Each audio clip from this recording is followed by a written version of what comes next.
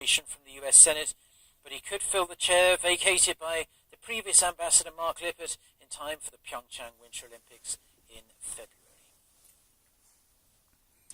Now, in 2 days' time, President Moon Jae-in will head to China for a 4-day state visit, and this morning, Cheongwadae released the South Korean president's itinerary, describing the tour as a monumental event to normalize relations between the two countries. Presidents Moon and Xi will evaluate the past 25 years since Seoul and Beijing established diplomatic relations in 1992, but also discuss ways to cultivate a future-oriented strategic partnership while reinforcing exchanges and cooperation in various areas. The day after President Moon's arrival in China, an official welcoming ceremony will take place at the Great Hall of the People, which will be followed by an expanded summit and then a small-scale bilateral summit with Chinese President Xi Jinping.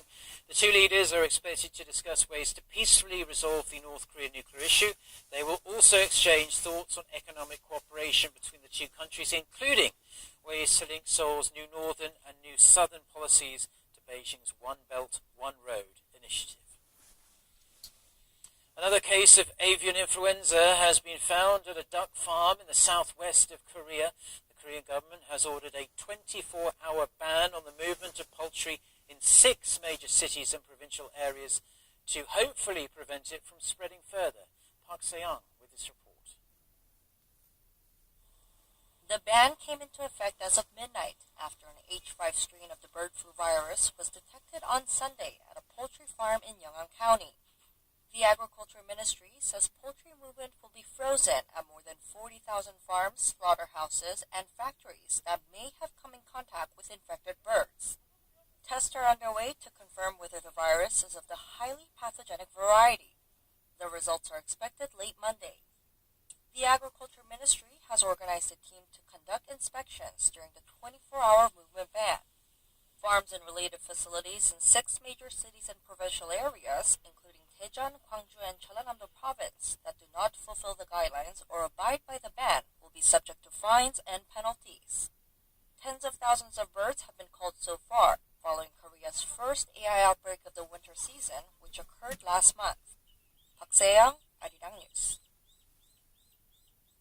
Now let's take a look at some international news, and we're going to turn our attention to the aftermath of Washington's decision to recognize Jerusalem as Israel's capital, and protests against President Trump's move have been going on for days now across the Muslim and Arab world. Our Noah Ram reports. There have been 4 days of street protests in the Palestinian territories, but they have died down a little. But in Jerusalem, a security guard was in critical condition after a Palestinian man from the West Bank stabbed him at the city's central bus station. The alleged assailant is said to be in custody, and it is not known if the attack was motivated by Trump's announcement. In Beirut, scores of Lebanese and Palestinian demonstrators clashed with security forces outside the heavily guarded U.S. Embassy. Arab foreign ministers meeting in Cairo, where protests are also taking place, are demanding the United States rescind the decision. Palestine supporters in the Indonesian capital, Jakarta, also took to the streets to demonstrate. Meanwhile, Turkish President Tayyip Erdogan on Sunday called Israel an invader state. Israeli Prime Minister Benjamin Netanyahu, who spoke at a news conference in Paris alongside his French counterpart Emmanuel Macron, fired back. He said he was not going to receive what he called lectures about morality from a leader who bombs Kurdish villages in his native Turkey. Macron condemned the violence against Israelis, but he also expressed disapproval of Trump's decision, calling it dangerous for peace. Urged Netanyahu to pursue confidence-building measures toward the Palestinians. Netanyahu, who has called Trump's decision historic, said Israel has maintained its capital in the city for 70 years and the Jewish connection to Jerusalem stretched back 3,000 years. President Trump's decision last week reversed decades of U.S. neutrality on the status of Jerusalem, a site holy to Judaism, Islam, and Christianity. Noara, Arirang News. Now, Bitcoin's bullish run waned over the weekend as the currency fell to a low of $13,500 US before recovering to over $15,000 earlier today. While the Korean government is looking into ways to regulate the cryptocurrency, the Chicago Board Options Exchange has started trading Bitcoin futures. Park Ji-won with more. Seoul-based Yonhap News reported Monday that Korean ministries related to virtual currencies, including the Ministry of Justice and the Financial Services Commission, will hold a joint task force meeting this week to discuss how to regulate the cryptocurrency market. Bitcoin's value has increased some 16-fold since the start of this year, when it was trading at less than $1,000 per Bitcoin. South Korea is one of the countries witnessing the Bitcoin frenzy, as it is the world's third largest market for Bitcoin trading after Japan and the US. With the government's intentions to mull over regulating the digital currency becoming known last Friday, Bitcoin's value plunged some 40% over the weekend, although it recovered to around $16,000 as of Monday morning. Bitcoin's futures are now also tradable on the Chicago Board Options Exchange, which is the world's largest futures exchange market. About 3,600 new Bitcoins are mined every day, with about 16.5 million coins now in circulation. Park Ji-won, Arirang News. Now staying with tech news, South Korea is forecast to have the highest level of internet usage in the Asia-Pacific region by the year 2021, according to market research firm eMarketer's usage of internet and mobile users report released on Monday. South Korea's internet usage figures are set to increase from 87% last year to 87.8% this year and eventually reach 89.7% by 2021. The report forecasts that the number of internet users in the Asia-Pacific region as a whole will exceed 2 billion by next year. Samsung Electronics is in the top 5 companies in the entire world for R&D investment for the 6th consecutive year, according to the European Commission's 2017 R&D investment scoreboard. Samsung Electronics and LG Electronics both ranked in the world's top 50 for R&D investment. Samsung is 4th this year, dropping 2 places from last year. For the 4th year in a row, the top R&D investor was Volkswagen. It was followed by Alphabet and Microsoft. The US had the most companies in the top 100 with 36. R&D investment by Chinese companies was up nearly 19% on year, and investment by the EU increased 7%. However, investment by Korean companies edged up by less than 2%. That is well below the global average.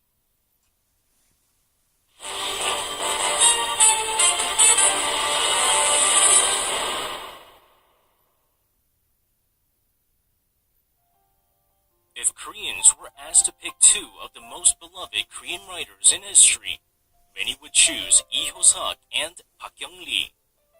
With their celebrated short stories and epic saga, they both had a huge contribution to Korean literature. Let's learn more about their lives and legacy in Gangwon-do Province. Pyeongchang is the place where Lee Hyo-seok was born in 1907. He then moved to Seoul and Pyongyang to pursue his career as a writer, yet many of his stories are set in his hometown. The late Lee Hyo-seok's literature crystallizes the longing for one's hometown lyricism, human emotions, and love. When the Buckwheat Blossoms is Lee's most famous story and one of the most celebrated Korean short stories to date. Full of poetic symbols, metaphors, and implications, it is praised for its beautiful literary expressions. The story revolves around a poor old trader that meets a young trader in Pyeongpyeong, who turns out to be his son, and reminisces about his past love. Using Pyeongchang's stunning and natural beauty as the backdrop, the story depicts the pure-hearted nature of human beings and inextricable human relationships. Also, it captures the lifestyle and local culture of Pyeongchang in the early 1900s. Set in Pyeongpyeong and Pyeongchang, when the buckbeak blossoms captures the social culture and sentiments of the time, as well as the landscapes of foreign villages, making it the perfect reference to study the Korea of the past. The burgeoning flowers of the buckwheat, growing thick in the surrounding fields, look to be a profusion of sprinkled white salt on the terrain. These surroundings, under the warm moonlight, felt extremely gratifying and suffocating.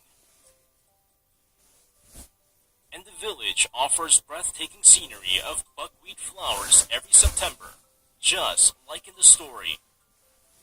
The village also has a watermill, where the protagonist, Ho Sang-won, falls in love with a beautiful woman one night.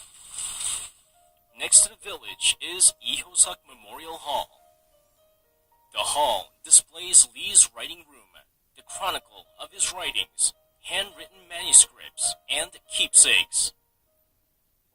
I was able to discover the very old books of the late Lee-ho-suk and learn more about him.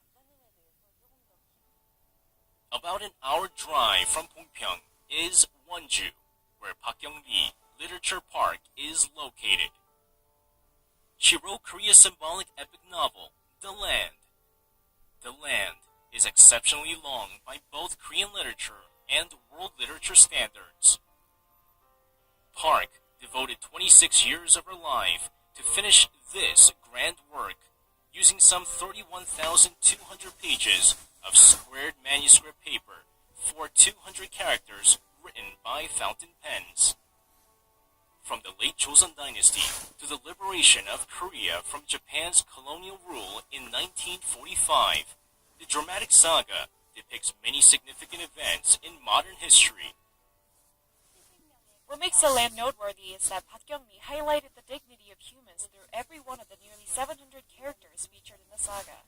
Whether they're talented or incompetent, rich or poor, the late novelist emphasized the fact that everyone is equal and born with dignity. The Land is deeply connected with Park's life journey. Born in 1926 while Korea was under Japanese rule, she experienced the Korean War and dictatorship. Her husband went missing during the war and eventually died in prison, and she also